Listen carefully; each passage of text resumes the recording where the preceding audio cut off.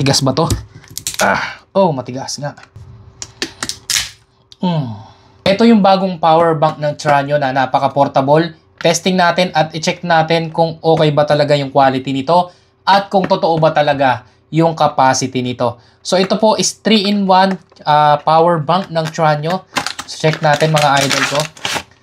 So ganyan po yung itsura niya. Ang cute niya. So dito meron siyang parang chrome. So pag pinindot po natin yan, makikita natin yung battery percent. At pwede rin tayo magsaksak dito ng ang device natin. So ganyan. Yan, di ba? Ang cute, no? Tapos ang malupit dito, ito meron siyang stand. Pwede natin siyang itayo kapag manonood tayo. Pwede rin landscape or portrait.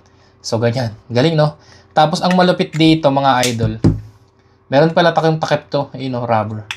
Etong cable niya ditanggal, ipupush lang natin to. Tatanggal na siya, di ba? So kapag meron kang magcha-charge ka ng iPhone mo, saksak mo tong Type-C dito. Tapos tsaka ka magsaksak dito ng iPhone. And then kung meron ka naman Android, isaksak mo tong Lightning at makakapag-charge ka naman using Type-C. Di ba? Ang lupit. Tapos kapag di mo na ginagamit, ibabalik mo lang siya dito. So paano siya ikabit? Baligtad. Ganito. Kakabit mo lang siya ng ganyan. Di ba? Ang astig. Ang cute pa. So ngayon bubuksan na natin to kung okay ba talaga yung quality nitong power bank na to. Okay. Sige, let's start na. Matigas ba to? Oh, matigas nga. Pero kaya yan. Matigas nga. Pero kaya yan.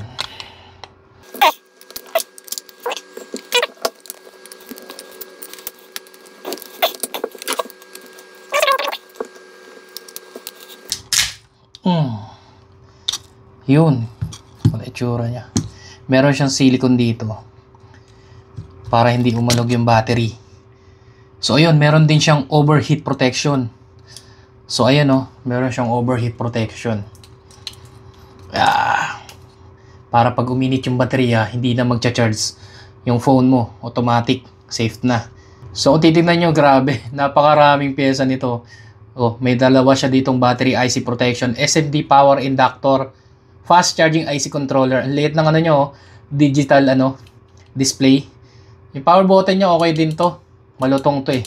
Tumatagal din talaga siya. So kapag magsaksak tayo dito ng port, hindi rin siya basta-basta lulubog kasi nasa sentro siya ng PCB. Di ba? Hindi yan lulubog basta-basta. Kasi nasa gitna siya ng PCB board oh. Ganda. Okay, quality to. At yung battery niya, check natin. Paano battery nito? Parang katulad niya yung battery ng Aura. Aura hindi ko na itutuloy. So, Aura. Kapareho niya. So, ayun, legit talaga siya, idol. 10,000 mAh. Yun, yung kanyang battery capacity. Diba? Lupit. Angas. Solid nito, mga idol. Check mo na lang to, baka gusto mo tong power bank na to.